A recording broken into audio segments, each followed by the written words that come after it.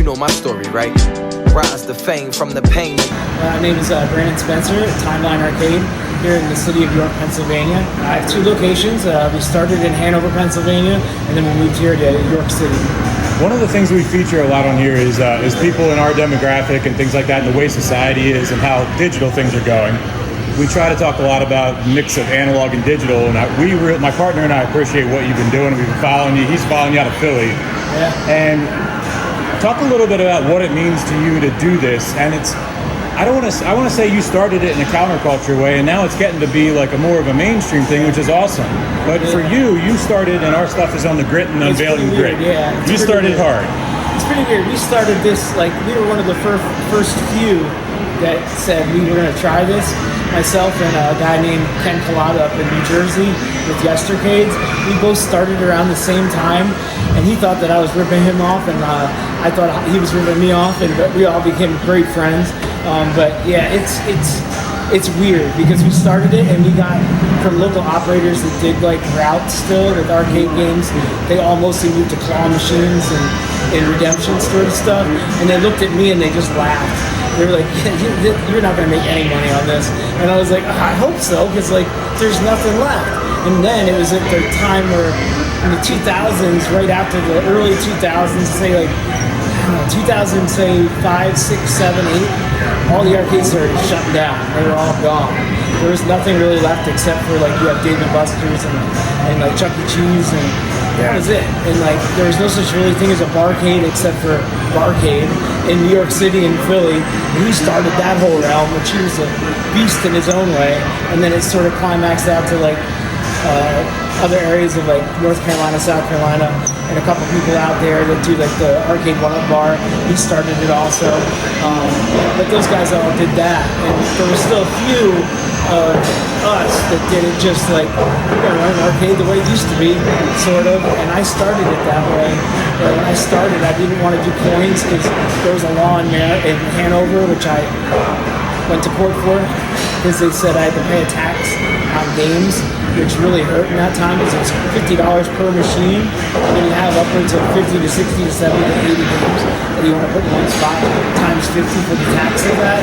It's like, yeah, no. That's perfect, man. Yeah, that's a nice little like cutscene. Yeah, we're not gonna hit that button, all right. But anyway, so yeah, going back to it, we wanted to do coin play. And I thought about it, and I was like, I really want to do that.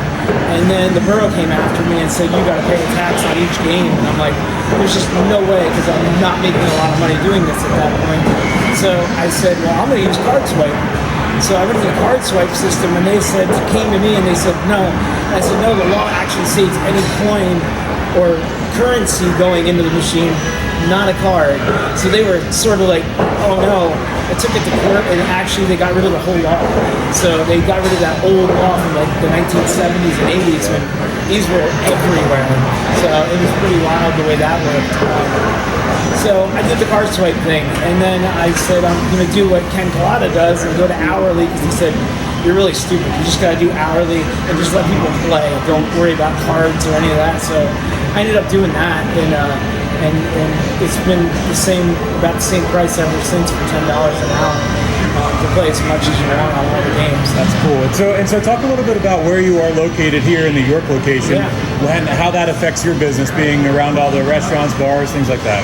Well, when we first started here in York City, it was really not that many businesses downtown. We had York City Pretzel, which was that then, which is now, I don't know what they are now, but no, the Pretzel Company, that's it, PA Pretzel Company, but he's gone. And then it was Baron von Schwein, which is now Archetype Pizza and Roost. And then we've always had Holy Hound. We've gone through many businesses next door to us over those years, and I think Mesa is doing amazing now. So I'm really excited about what they're doing for the community. But I think we're finally getting a clutch on like businesses that want to be here. So it's pretty awesome. Seeing the growth of York City has been amazing. It's been up and down, I'll say. And we went from down after COVID and all that. I almost had to shut this whole business down, but unfortunately I chose to shut down Hanover at the time because I couldn't do it. So thankfully we just reopened Hanover this past year. But yeah, it's been up and down, but there's been a lot of new businesses coming in downtown. I'd say like almost 2 to 3 a year, so it's been a lot of fun. That's awesome. Let's talk a little bit about Hanover as well. Like one thing, this morning I saw this video of arena football leagues now like buying malls and like retrofitting them into stadiums and stuff. And talk a little bit about that project and how you're really, bringing it back in and how you're doing that there. I mean, the mall thing, I think, I hate to say it, but it's really dying out. I mean, that's why I left the Hanover Mall, because that mall's pretty much dilapidated, falling apart in Hanover. But they're trying to revitalize it, but people just don't grasp the whole mall thing anymore unless you're in a big area like Jersey or New York. Those malls are doing amazing with their mega malls. There's no real small malls that are making it anymore. Doing the outlet side arena sort of thing is pretty cool. It's like more of an outside, like, outlet center or something like that. That's cool. Yep. And talk about what was the building before you were in, and then talk about the renovations. And you really took a lot of things from scratch from the concept form and made it really unique. For which area? For this one or for Hanover? Yeah. Hanover. Well, Hanover. Well, both. You can talk about both. Yeah. Yeah. Well, in Hanover, when I first went into Hanover, we were upstairs in that building, which was stupid move and an awesome move at the same time. We had over 200 games upstairs with no elevator and like 36 steps. So just think about getting games up steps without an elevator. And the way that the angles were, we had to actually use a hydraulic lift system. Like they use cranes to bring all the games up. So that was a nightmare. So when I left that place at COVID time, I had to pull them all down. And a lot of them ended up here in Europe, which is why we opened up the back section. Now we have over 300, almost 400 games here. So they're pretty large for Pennsylvania. That's awesome. So that's an awesome feat that I've always had a dream of just doing an arcade with like 30 or 40 games. And now look at, we have like 400. So it's like pretty weird. It's wild. And let's talk a little bit too about your incorporation with local artists as far as inside your establishment. Yeah, we do a lot of stuff with the community. We have like DJs and stuff like that. We've done a lot of community events. We've dealt with a lot of other things as far as having other organizations come in, like Make-A-Wish Foundation and all of that. We've done stuff in the past with them. Our biggest thing that we do now is we're having artists come out, like Jason Mewes from Clerks and all that has come out. Prior to that, we had Howard Scott Warshaw, the creator of ET and Atari, came out in Hanover.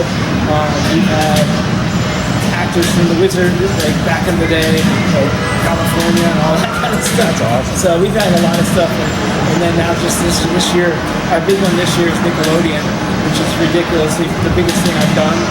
We have like 11 actors coming from Sleeve Your Shorts, all that, like Good Burger. It's going to be a nightmare, but it's going to be fun. But, that's awesome. And then a little bit specifically hyper-local to the murals on the walls, working with local artists on that. Oh yeah, we've had J-Rock.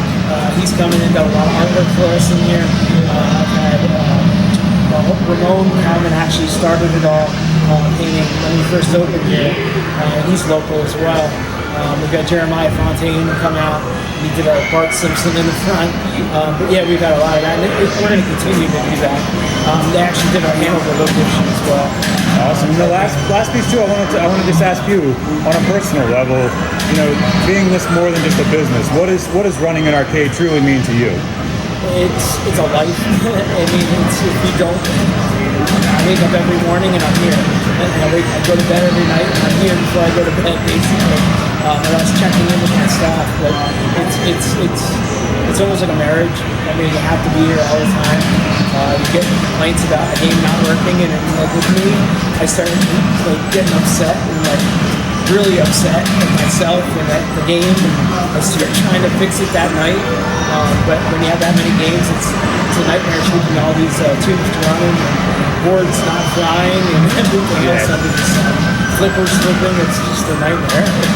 What about for you as a personal passion? This is it's not when you leave your life and you go home or anything like that.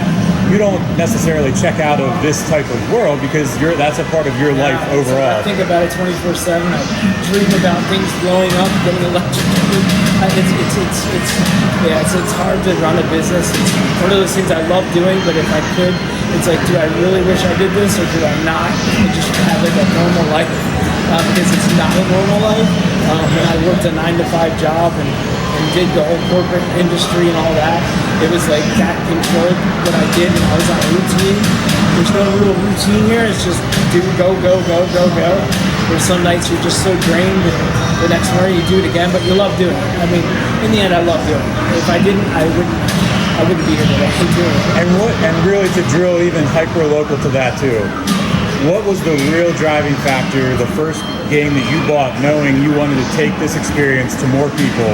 What was that? Where were you and what was going on at that time in your life? When I was a kid, I always looked at like, they didn't have like eBay or any of that. I would scroll through these little books that were like a Wanted newspaper mag thing, and I always wanted an arcade game because my number one pinball machine is Adam's Family back in the 90s, and I played it at a local Fuddruckers, which is now, they're pretty much done.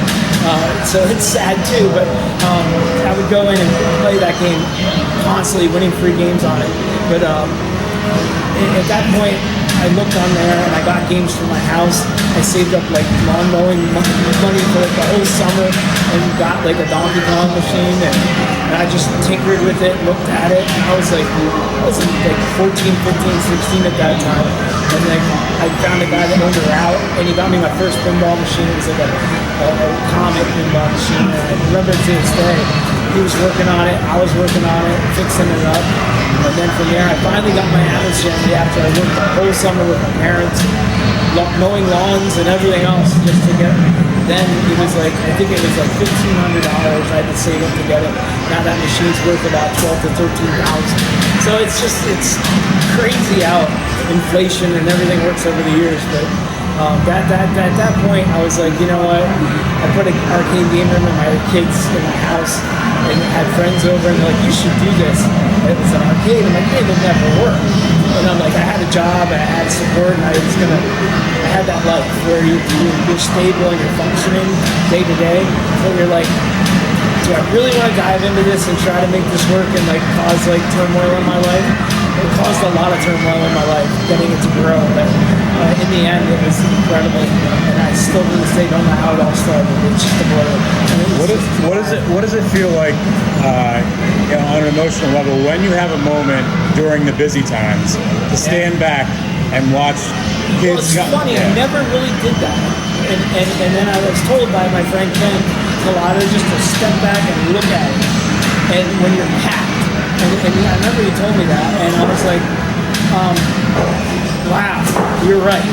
Because this place was packed with hundreds of people. And I was just like, how? How did it get to this point from when in the mall, at the Hanover Mall, I had 2 customers for a whole day.